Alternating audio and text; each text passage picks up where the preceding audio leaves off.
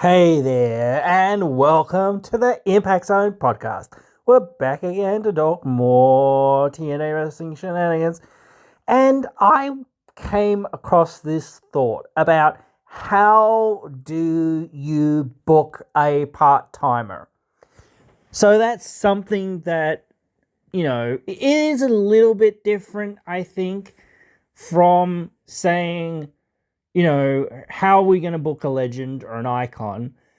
But oftentimes, if you have somebody who is a part timer, most of the time that you would be thinking about somebody that is a part timer, you would be thinking about somebody that has the ability to have those big matches, those big moments, those big things sort of happen within a shorter period of time.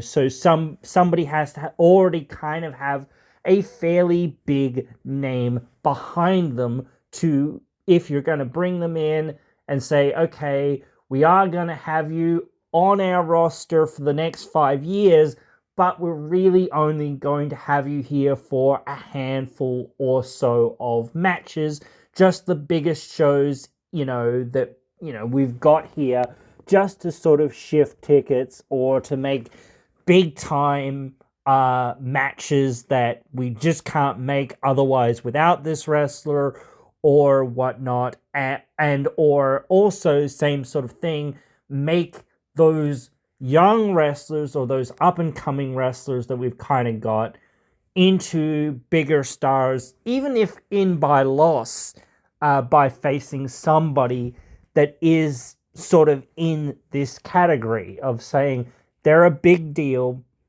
Everyone knows about them.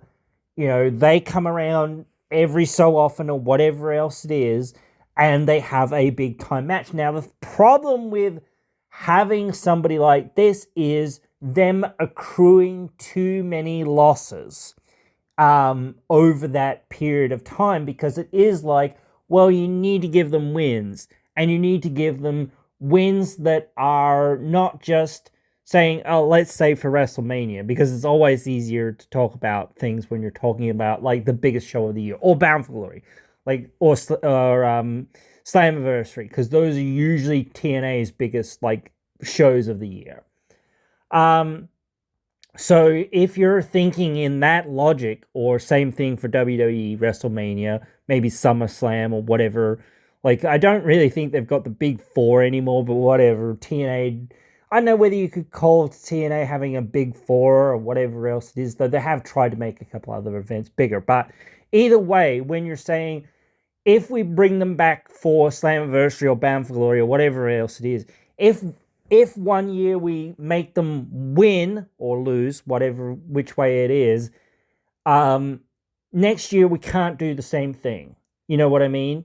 If we bring them back at WrestleMania or whatever it is, or Bound for Glory, whatever it is, if we made them win last time, then we can't have them win again at that event, or we can't bring them back for WrestleMania or for Bound for Glory or whatever show it is. We have to bring them back for the other big show that we've got, or another big show that we've got, or another show that we've got that we want to be big.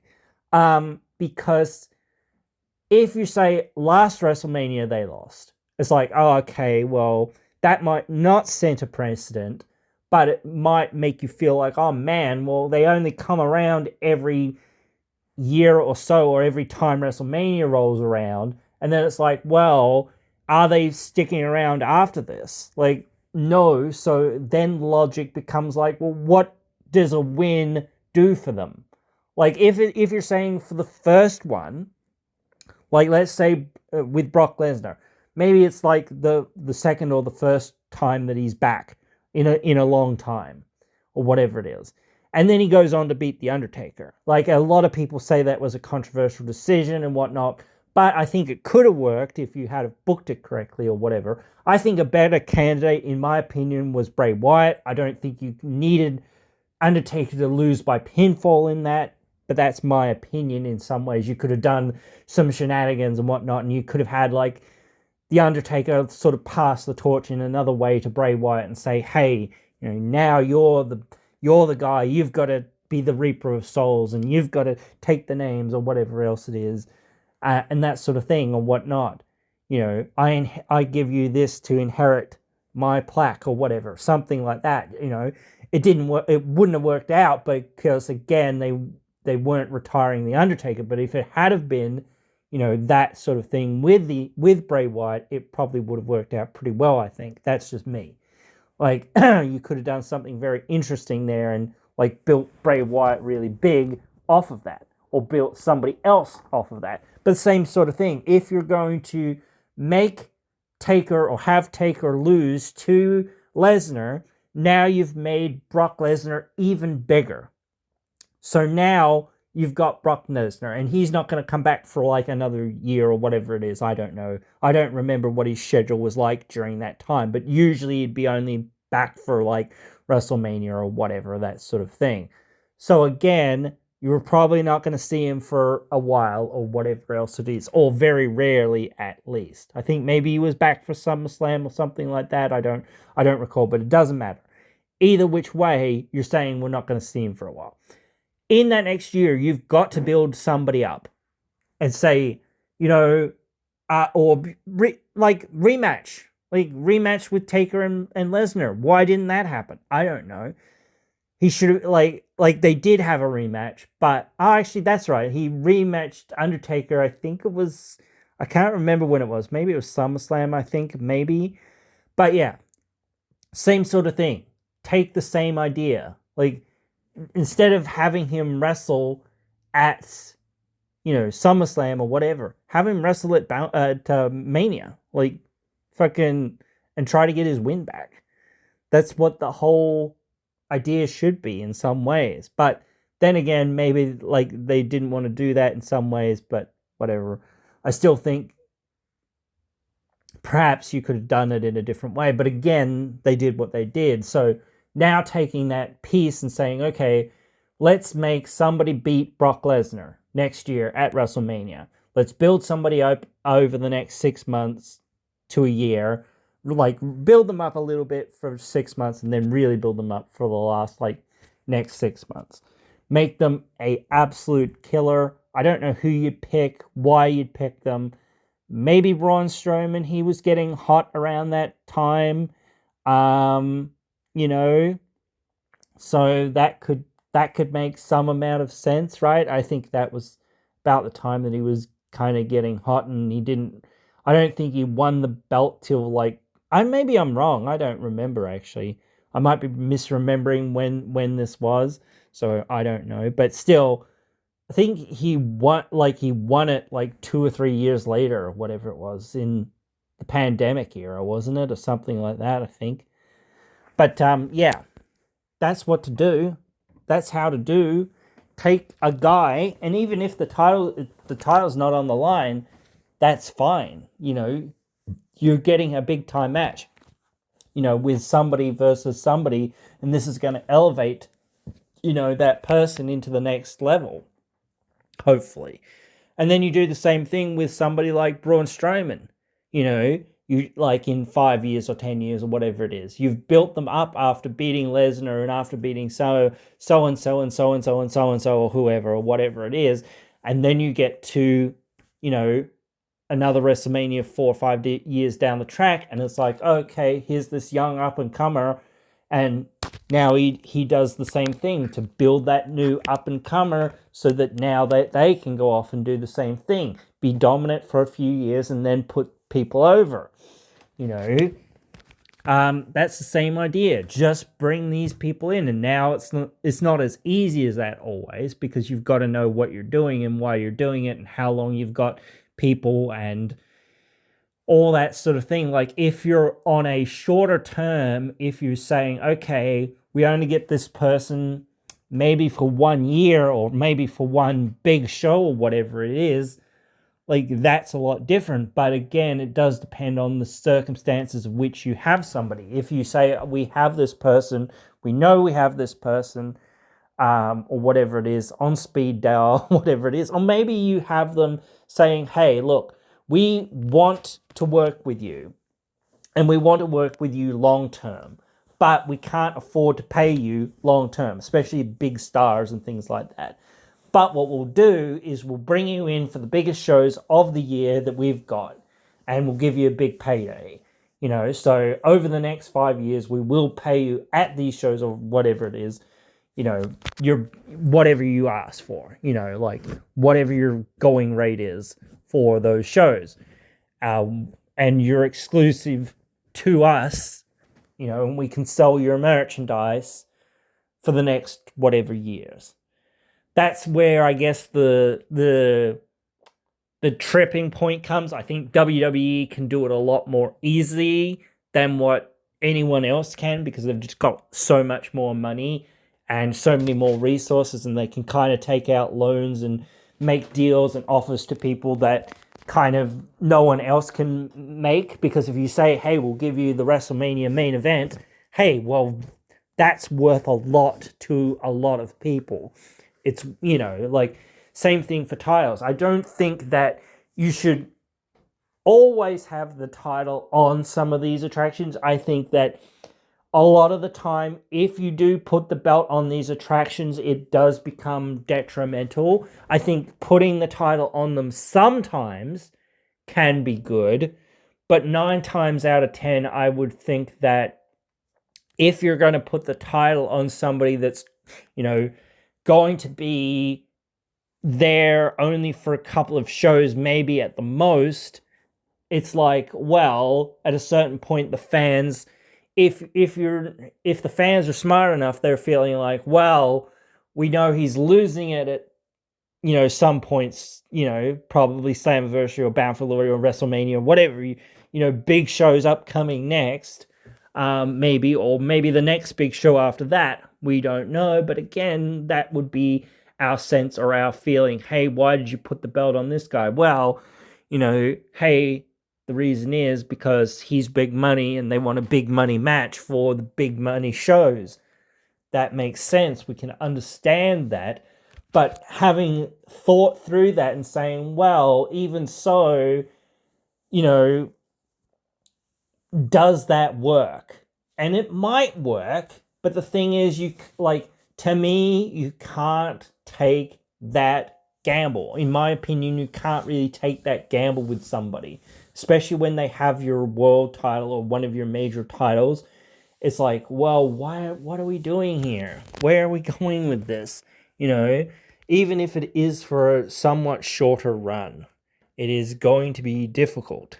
It also creates this lack of cohesion, kind of, like if you have somebody holding the belt, I don't know, that's not normally on the shows, it's kind of like, well, where is the belt? What's going on? And that sort of thing. Like if you're saying, oh yeah, the champion, they're a decade or whatever else it is, and they're holding the title hostage, that's a good story in some ways, but like the old traditional sort of idea of the belt is that, like you've got to defend it and earn holding it.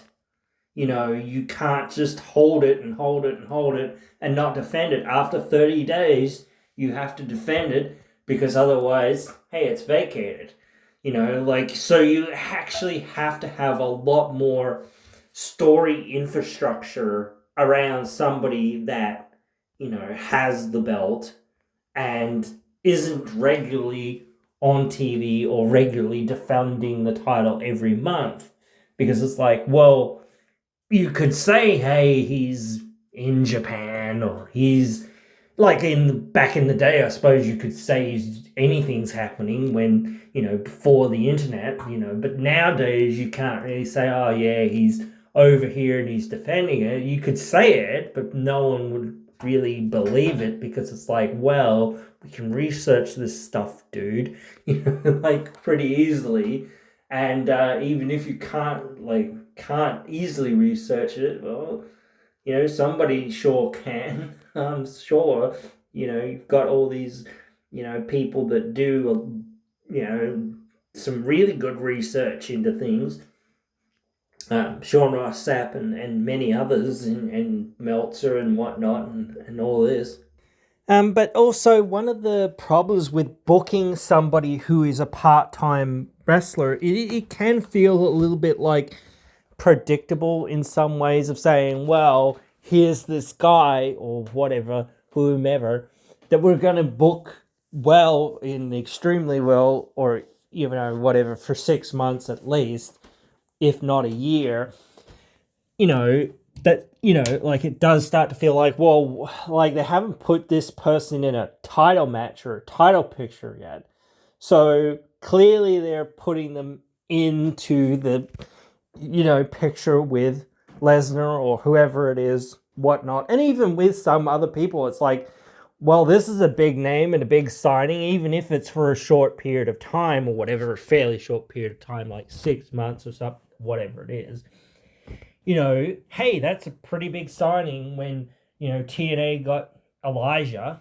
Even if some people don't think it's a big signing, I think it's a pretty big signing. It's a pretty big name from WWE.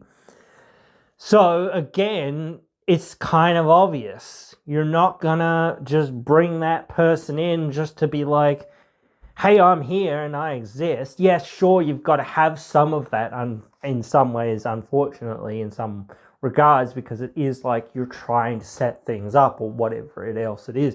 You're trying to tease people with something, or you're trying to also say, hey, they're also part of the roster. They're not just going to come here at the 11th hour and swoop in and say, hey, I'm here and I'm challenging whoever or whatever I'm doing.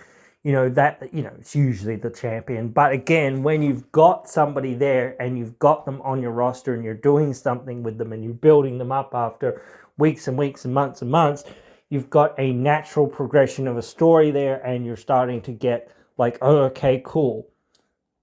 We kind of feel like we know where this is going, but what are the exact, details of that? We obviously know they brought in this person, or, whatever, or signed this person. It's like, now where's that going to go? So again, but it's pretty obvious that it's got to be leading to something big, because it's like, you wouldn't bring somebody in like that, or you wouldn't be featuring somebody like that to be like, well,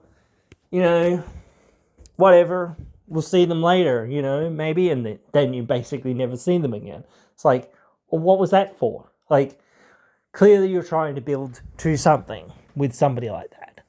And that is what they're doing, in my opinion. And like, it'll be funny if I'm proven wrong, but I highly doubt it. But anyway, again, it can be really difficult to book these people, because again, it can be very formulaic, and it is like, even if you only know that, or roughly know that, hey, this person has signed with this company or is coming into this company or whatever it is, even if there isn't that big of a, like, oh, we know this person signed there, it's like, once you see them, debut or whatever, it is like, oh, well, clearly they've got to be doing something with this person.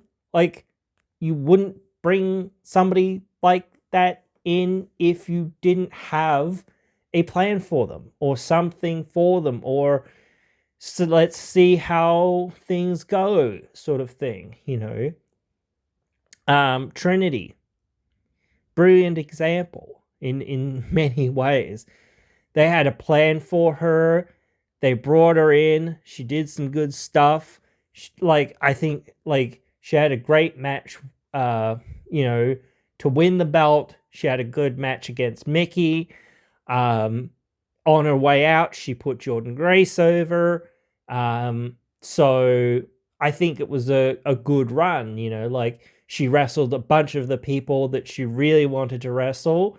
And, a couple of those matches were at very high level or high stakes sort of shows and things like that. So, again, you felt like, hey, this person has done kind of the dash. They've done their, whatever, 6 months, year worth of work. And hey,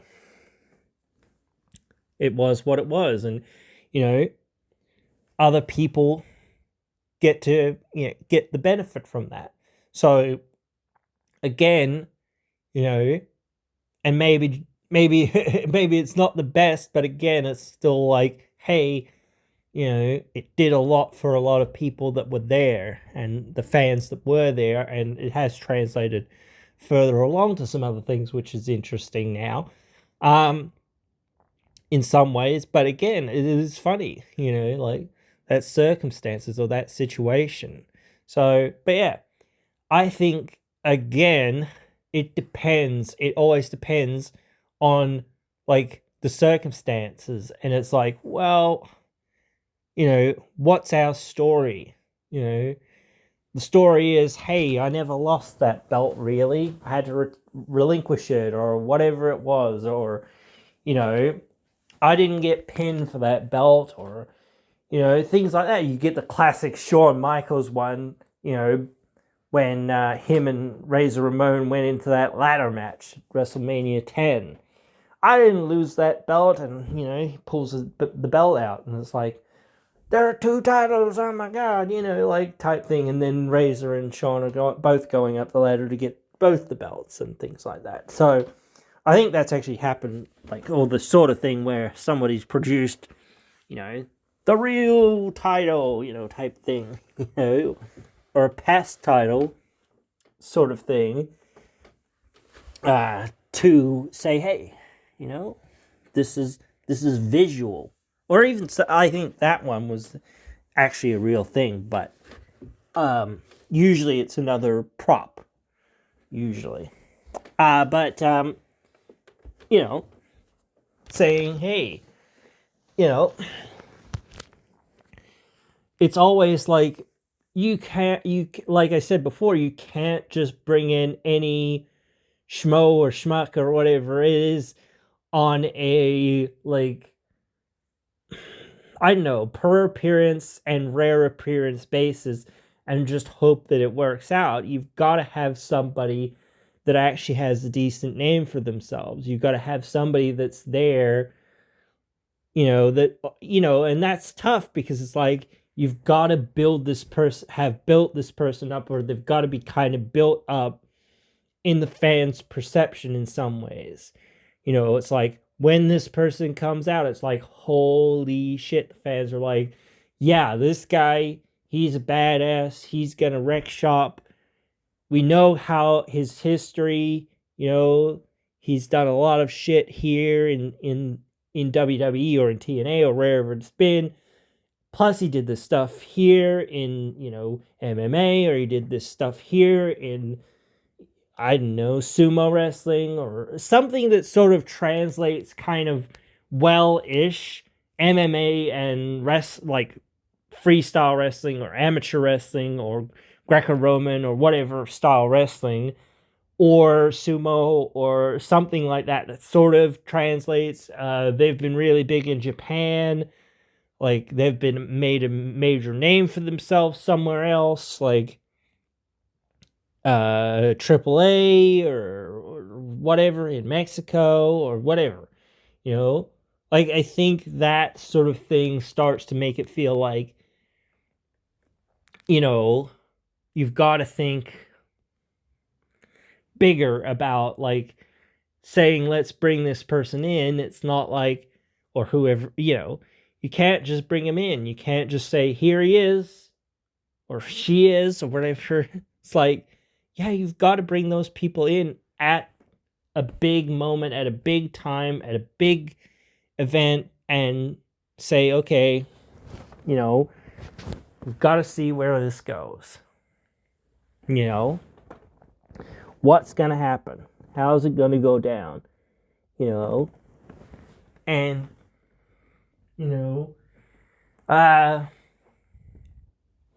not just saying, oh, yeah, let's, like, bring in Mickie James or whatever it is, and then let's have her beat this person or that person at a big moment. It's like, well, we can't just say, let's beat this person that we've sank 6 months or even more into, like, or, whatever it is, and it's the future, or potentially one of the future people of our of our company and of our division. It's like, hey, well, we've got to address that. We've got to fucking, you know, and maybe sometimes that's the booking side of things or whatever else it is. But again, you've got to at least be thinking about that. You've got to be thinking, okay, we've got to make her win and look good, but we can't make the person that she's beating look shit.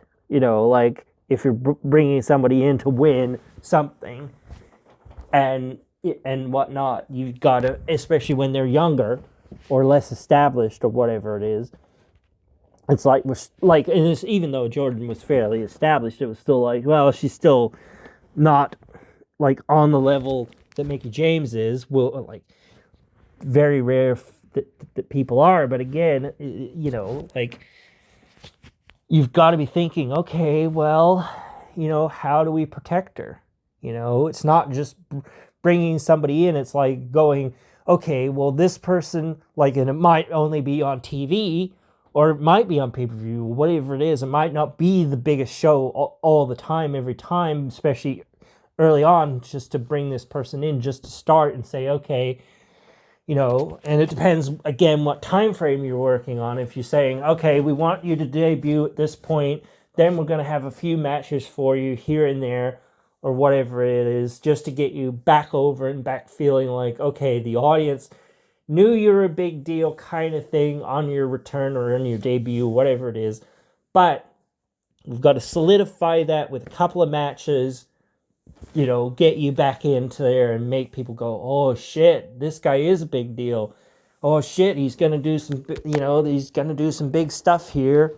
Better be paying attention and better be buying them tickets, you know. Like, this is what it's always about. Shifting those tickets, sifting those sales, getting those people to buy the pay-per-view, getting people to subscribe, getting the people to buy the shirts and whatnot, and all of this stuff. That's what it's all about at the end of the day. But again, if you're offering them something that they probably kind of want to see, it's like, you know, that's the goal, you know, at the end. So you saying, okay, let's bring this person in. They're going to have these few wins early on, but what are we going to do for those people that are losing against this person? We can't, like, and they're not going to go maybe back to beat that person, you know, maybe for another 6 months or even longer, or are they? What are we going to do?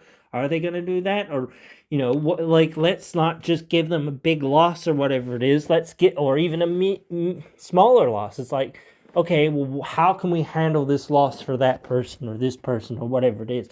And it can be difficult because it is like, well, here we have 5 or 6 guys or girls or whatever it is. And it's like, well, we can't give them all the same fucking thing for losing, you know, like, that doesn't work, you know, because it's like, hey, they're all getting the same fucking story after losing, or the same fucking, you know, opportunities after losing, or whatever it is, or the same kind of rebuilding process after losing. It's like, well, that doesn't help, you know. It might help the first or the second person, maybe even the third person, but after that it starts becoming like diminishing returns type thing, because you're telling the same story, you know. Even if it's, you know, like, if you actually have somebody that's there and you say, now this has sent them into a tailspin of losses and whatever else it is, you know, like they've lost their confidence or whatever else it is, or, you know, whatever, you know, like whatever way you want to kind of put that. But yeah, you've kind of got to look at saying, okay, different things for different folks, different strokes for different folks type thing. You can't just lump everyone into saying, oh, well, now they're trying to get back on the road to recovery. Of course they're trying to get back on the road to recovery, but do some of them do it and do some of them not do it? And how do they do it? You know, like, so, or do some of them turn heel, or some of them turn babyface, or something, you know, like, you've got to add those twists and turns and other things in there and be like, okay, you know, where do you want to be kind of thing, or where do you think you should be? Or, looking at your roster and going, well, our champion is babyface right now, and we really need more heel challengers because he's already gone through like most of the other like heel challengers that we've kind of had and that kind of thing. So we want to turn you heel. Like, if we turn you heel, like, where are we going with that and whatnot? Like, there's a lot more to it to be, like, figured out and saying, okay, well, what, like, are we going to get a new character for you, or are we just going to sharpen you up, or, make you more dangerous in some ways, like, just having a new attitude and no-nonsense kind of attitude or whatever else. So, like, there's a million different things, and everything's kind of been done before, obviously, but again, it's just like one of those things that if you're bringing in a part-time person and they are doing these sorts of things, it's like, well, we've got to be thinking about how we're managing our whole roster, not just saying we're bringing this person in and then we forget about all the people, and then we come back in like 6 months and go, oh, okay, now they're gone, and now we'll get back to you guys that we've forgotten about for the last 6 months or for the last year or whatever the fuck it's been. It's like, dude, what the fuck? That's screwing me over. That's really screwing me over because you haven't talked to me in 6 months since you made me lose or whatever it's been. Like, get fucked, type thing. You need to be there beforehand saying, oh, don't worry about this or whatever else, we want to, or even say, not even saying that, even just saying, hey, look, with this thing, we were thinking about you, where we're taking you after this loss to this person or whatever else it is. So we kind of wanted to talk to you, or we kind of wanted to grasp your feelings on turning heel or doing this, or like if you were to turn heel, like let's talk about sort of character stuff that we could do, merchandise, because there's so much to do. Like, again, if you're turning heel, music changes, stylistic changes, all sorts of things. So there's always something that you could say, let's figure something else out. Or if somebody says, hey, I actually don't want to turn heel, or whatever else it is or whatnot, like, okay, well, sure, I guess, but, like, let's talk about, like, how then we rehabilitate you or whatever else it is after this, or what story we want to put you in, or where we want to go, so it's not just the person, it's the roster, it's the company, it's the branding, it's the it's the logic behind some of the things. Like, again, if you're not going to put the title on him or somebody or whatever it is that is sort of part-time, unless it's sort of a shorter term thing, you say, okay, let's bring you in for like a few matches and whatever else it is, but we have to have you defend it like for proper, like, around WrestleMania season, Royal Rumble sort of season, like same thing for Slammiversary, Bound for Glory, sort of that sort of season, whatever.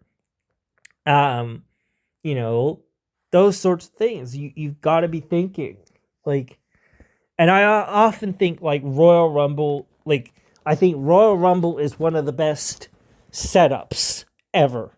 Like, it's so simple, it's so easy, and it's so good. It's just one of those things that they kind of hit kind of out of the park once it sort of became that thing where it sets up WrestleMania, and it's like a couple months or whatever it is before WrestleMania. So you have a couple of months to build from a big show to the biggest show of the year.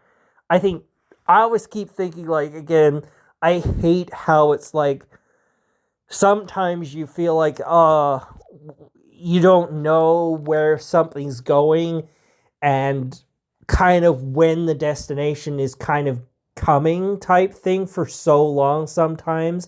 So you just got to sit there and wait and be like, okay, it's coming at some point. Something's happening between this person and that person. I can tell that they're like, that's got to be gonna happen, or something's got to happen between these two at some point.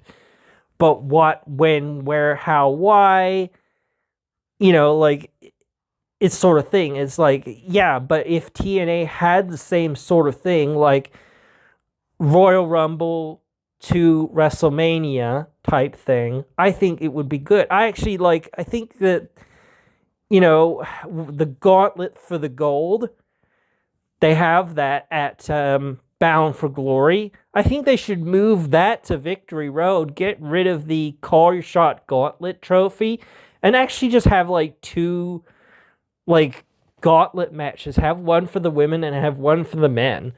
And whoever wins the gauntlets gets a number one contendership at Bound for Glory. Make it simple, or make it like I said before, return the Bound for Glory series.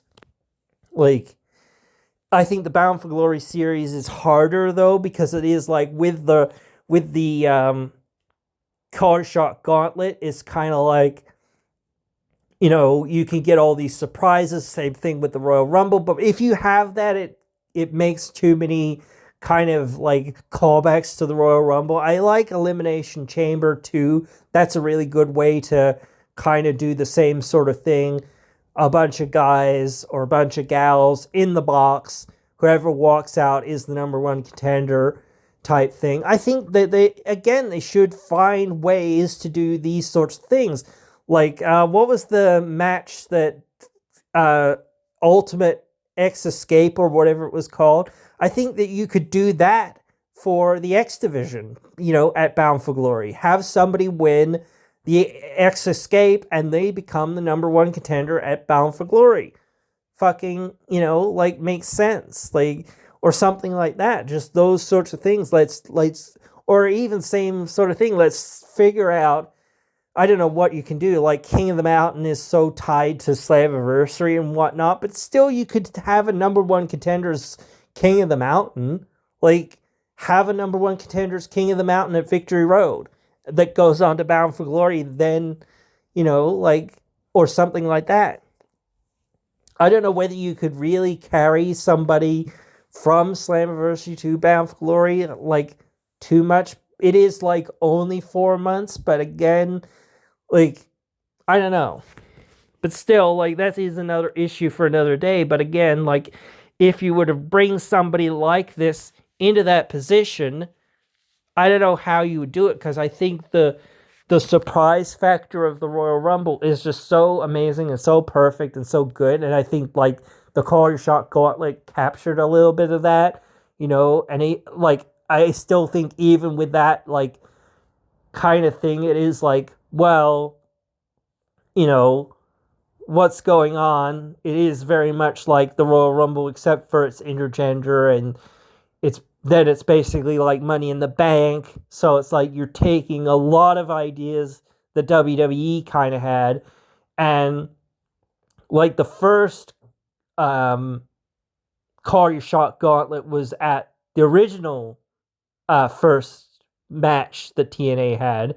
So it really should be at Slammiversary, a callback to, the fact that was the first contendership for the first title, And again, you could do that at Slammiversary. But then again, it is well, if it was for the title, it's well, that doesn't really work, because it's well, for those big shows, you need, if it was for the day, it'd be oh, that's shit, because it's you need to know the contender, whoever's gonna go ahead and go on months in advance. If it was for after that, if it was for Bound for Glory or whatever, you could make it make some sort of sense, but I don't know.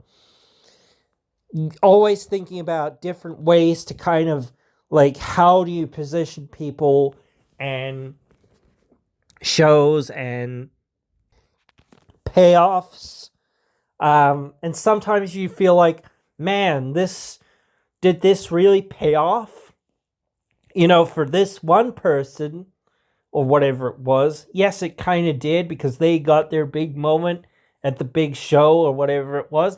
And you could say, well, the rest of the roster helped make that happen. But then it's well, what do the rest of the roster do like for them, like they just lost and lost big time. And again, like if you don't give them something else and recuperate them or try to get them to have, hey, let's get this guy back because he gave us all a hard time and did all this bad stuff to us or whatever it was, and wrecked our whole careers or wrecked our whole chances for a year or whatever it was. you know you can't just forget about those people that were along the way. You got to get them back to being like, you know or try to get them back to being like, oh, like we're gonna stuff you up or screw you up, or now I've trained more diligently or something, or now I've sold my soul to the devil and this and that, and now I'm gonna get vengeance or whatever it is, like. So yeah. But anyway, guys, I think that's pretty much it here. Hope you've enjoyed this one, and hope you join me again in another one.